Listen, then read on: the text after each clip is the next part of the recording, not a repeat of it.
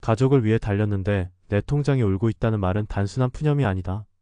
수십 년을 책임감 하나로 버틴 누군가의 진심이자 퇴직 후에야 비로소 돌아보게 된 인생의 무게다. 우리는 늘 가족을 위해라는 명분 아래 스스로의 삶을 뒤로 미뤄왔다. 자녀의 교육비, 부모님의 병원비, 주택 마련, 생활비 충당. 그 사이에서 나라는 존재는 점점 더 작아지고 내 이름으로 된 저축통장은 점점 더 얇아졌다. 일할 때는 바쁘다는 핑계로, 나중에는 시간이 없다는 이유로 금융을 돌아볼 여유도 없이 앞만 보고 달려왔다. 그러다 문득 숨을 고르고 뒤를 돌아보는 순간 남아있는 건 몸의 피로와 마음의 허기 그리고 초라한 잔고뿐이다. 왜 우리는 평생을 일했는데 노후에는 불안한 것일까? 무엇을 위해 그렇게 살아온 걸까? 여기 가족을 위해 달려온 3명의 은퇴자 이야기를 통해 그 이유를 되짚어본다. 첫 번째 사례는 66세의 김병수 씨 이야기다. 김 씨는 30년 넘게 화물차 운전 일을 했다. 매일 새벽 4시에 일어나 트럭을 몰고 전국을 누볐고 자정이 되어서야 집에 들어오는 날이 허다했다. 그렇게 벌어들인 돈은 단 한 푼도 허투루 쓴 적이 없었다. 큰아이 학원비가 밀릴라 밤에 더 일을 나갔고 둘째 대학 등록금이 모자랄 때는 퇴직금을 미리 당겨 썼다. 집을 사기 위해선 대출이 필요했지만 무리해서라도 전세보다 내 집 마련을 선택했다. 그 모든 결정은 가족을 위한 것이었다. 그런데 정작 은퇴 후 김 씨의 통장에 남아있는 것은 국민연금 외에는 없었다. 건강이 따라주지 않아 노년에도 일을 계속할 수 없었고 예상보다 길어지는 노후에 대비한 저축은 애초에 시작도 못한 상태였다. 그는 말했다. 가족을 먹여 살린 건 맞는데 정작 나는 나를 살리질 못했더라. 두 번째 사례는 62세의 정유진 씨다. 정 씨는 평생을 보험 설계사로 일하며 두 아이를 홀로 키웠다. 남편 없이 살아가야 했던 그녀는 내가 무너지면 안 된다는 생각 하나로 버텼다. 성실하게 일했고 남들보다 더 많이 발로 뛰었다. 고객을 만나기 위해 주말도 반납했고 아이들 학비를 대기 위해 밤늦게까지 자료를 정리했다. 그 결과 아이들은 잘 자라 해외 유학도 다녀왔다. 한 명은 외국계 기업에 취직했고 다른 한 명은 대학원에 진학했다. 그런데 정 씨는 은퇴 후 스스로의 재정을 들여다보며 멍해졌다. 월세살이에서 벗어나지 못했고 모아놓은 자산은 거의 없었다. 그녀는 자식의 성공이 곧 자신의 보람이라고 여겼지만 정작 자식들은 바빠서 연락조차 드문드문해졌다. 어느 날 병원에 입원했을 때 연락받고 온 사람은 10년 전 보험 계약을 했던 고객 한 명뿐이었다. 정 씨는 그때 처음으로 나는 누구를 위해 살아왔던 걸까라는 질문을 스스로에게 던졌다. 가족을 위해 달려온 삶이었지만 그 끝엔 외로움과 불안이 먼저 와 있었다. 세 번째 사례는 68세인 오재훈 씨의 이야기다. 그는 공무원으로 33년을 일했다. 월급은 크지 않았지만 정기적으로 들어왔고 안정적인 삶을 위해 늘 절제하며 살아왔다. 아내와 둘이서 자녀 셋을 키우며 한 번도 사치라 할 만한 소비를 한 적이 없었다. 옷은 늘 할인 매장에서 사고 휴가는 근처 캠핑장으로 대신했다. 그렇게 아이들 대학을 졸업시키고 결혼까지 마친 후 비로소 아내와 단둘이 조용한 노년을 보내게 됐다. 하지만 그 병우는 오래가지 않았다. 막상 은퇴 후 집에만 있으니 무기력함이 몰려왔고 아내는 갱년기와 만성질환으로 병원을 자주 드나들었다. 그는 노후에 대비해 적금을 들고 주택연금을 알아보기도 했지만 자녀 결혼 자금과 집 지원으로 대부분이 빠져나갔다. 그는 말했다. 자식이 잘 되면 내 노후도 괜찮을 줄 알았어요. 그런데 자식은 자식이고 노후는 또 별개의 문제더라고요. 그는 공무원 연금이 있어 그나마 생활은 이어가고 있지만 매달 아슬아슬한 예산으로 생활하고 있다. 그 역시도 가족을 위해 달려온 삶의 결과로 정작 자신의 노후를 소홀히 할 수밖에 없었다는 사실의 씁쓸함을 감추지 못했다. 이 세 사람의 이야기는 결국 하나의 공통된 질문으로 향한다. 가족을 위해 달려온 삶은 존경받아 마땅하지만 그렇다고 해서 내 삶을 모두 바쳐야 했을까? 우리는 왜 나의 이름으로 된 미래 설계를 미뤘을까? 한국 사회에서 특히 가장의 책임이라는 이름으로 많은 남성들은 희생을 강요받아왔다. 여성들 역시 엄마와 아내의 이름으로 자기 삶을 뒷전으로 두었다. 그렇게 가족이란 이름으로 흘려보낸 수십 년의 시간 끝에는 외로운 잔고, 불확실한 미래가 남았다. 이제는 질문을 바꿔야 한다. 가족을 위해가 아니라 나를 포함한 가족을 위해 무엇을 준비해야 하는가? 노후는 단지 경제적 준비만의 문제가 아니다. 감정적으로도 심리적으로도 자신을 주체로 놓는 연습이 필요하다.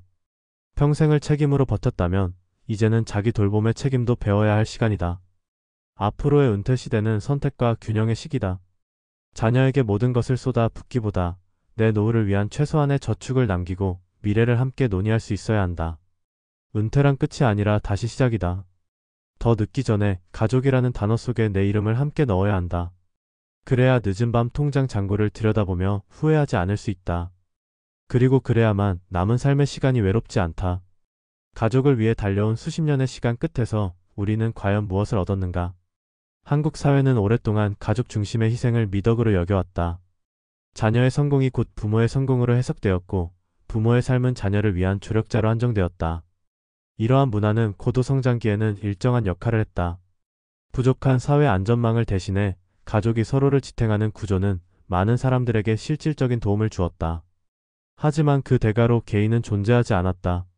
한 가정의 가장, 누군가의 아내, 엄마, 아버지라는 이름 아래 우리는 너무도 당연하게 자신의 필요와 감정을 뒤로 미뤄왔다.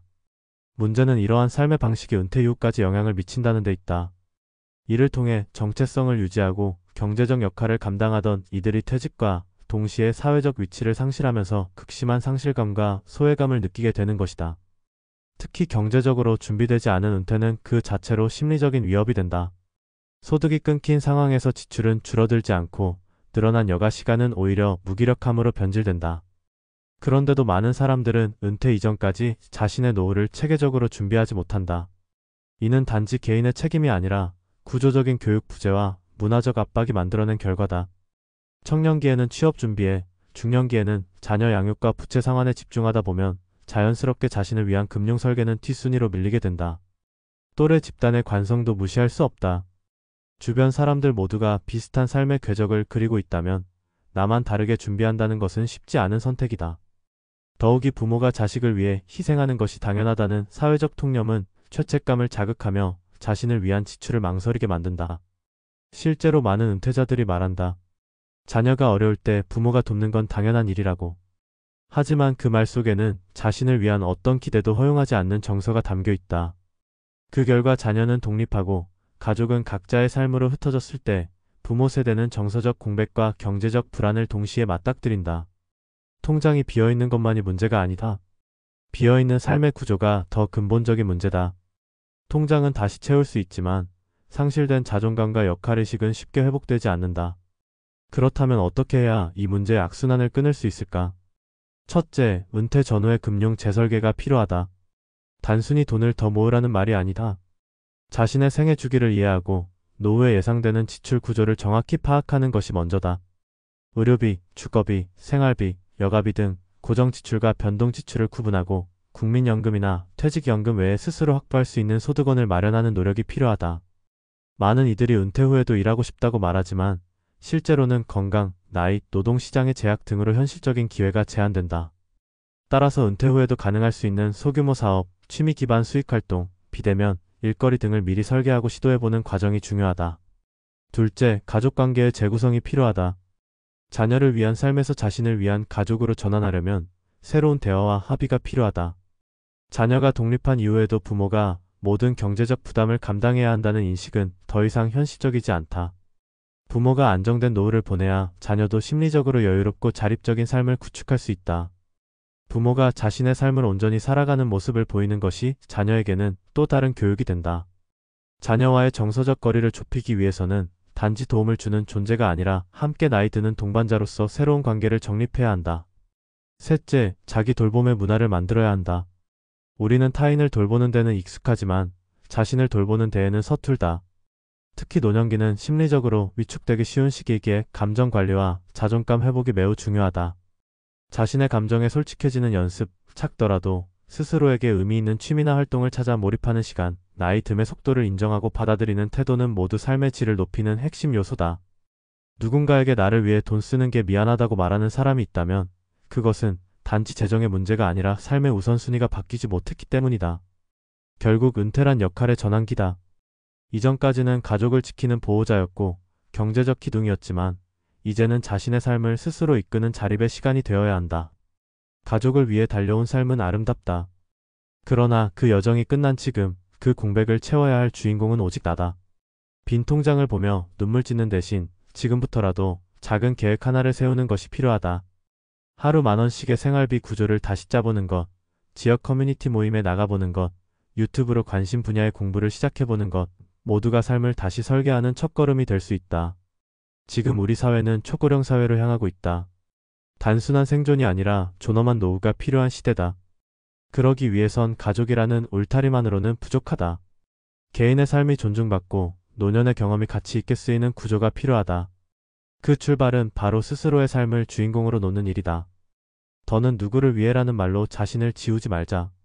가족을 위한 삶을 살았던 당신이 이제는 스스로를 위한 삶을 살아도 된다고 누구도 비난하지 않을 것이다. 오히려 그것이 진짜 가족을 위한 길이기도 하다. 늦었다고 느끼는 지금이야말로 시작하기 가장 좋은 시기다. 통장이 아니라 마음이 울지 않도록 이제는 자신을 향한 발걸음을 내딛어야 한다.